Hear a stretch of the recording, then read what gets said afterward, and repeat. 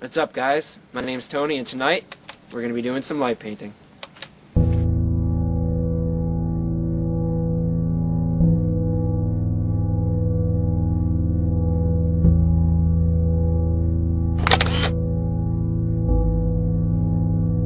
What is light painting? Light painting is opening the shutter on your camera long enough to use a light source, like a flashlight, to draw on the darkness and effectively paint in midair, or add interesting new effects to things already in the picture. After you finish drawing with your light source, the shutter of the camera is closed and the picture is complete. This is a fun thing to do by yourself or with friends. What will I need to light paint? To do light painting, you need a couple of things. First of all, a camera, digital or film. I prefer digital. Next, of course, a tripod to keep your camera steady. And lastly, a light source. Flashlight will work, or, if you happen to have it, a strobe unit from a camera. In the shots that we have, I used a strobe unit just because it's very bright. The brighter the better. The camera that you use has to have a manual mode. This allows us to extend the shutter speed beyond what is normally used to take a picture in the daylight. Either film or digital, again, will work, as long as you can select the shutter speed. Most modern digital cameras have this ability as M on the dial. You can see on my camera here that it lets us adjust the f-stop as well as the shutter speed.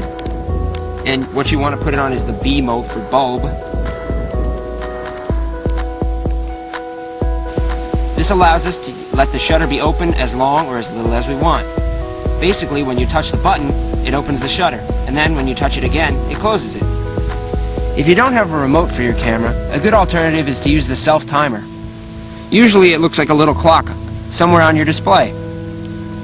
You just set it, and then when you're ready to take the picture, press the button, and you can run over to the spot where you're going to do your light painting.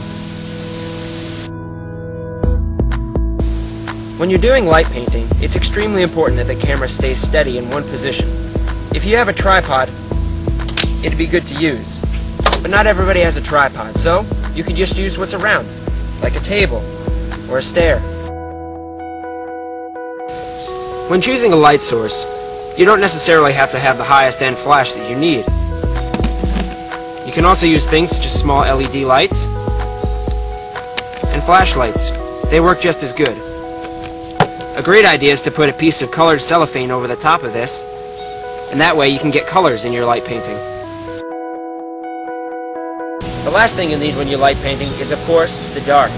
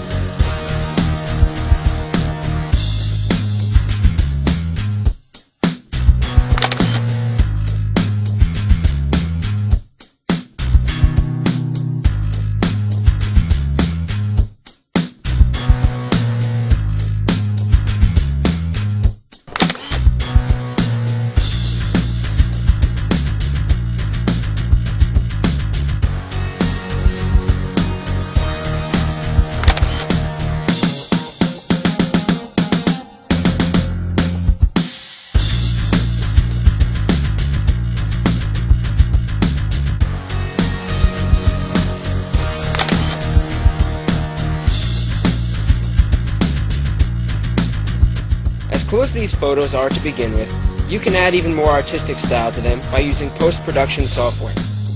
There are lots of great tools available for this, whether you want to invest in a program like Photoshop or a free alternative like Google Picasa. Here we are using Adobe Lightroom to increase the glow, dim the background, and apply interesting color effects.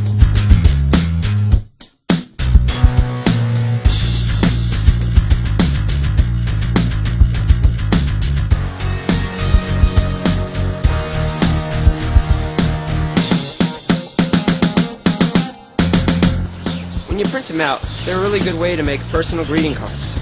They're also really great for scrapbooking. And it's a nice way to send a personal message.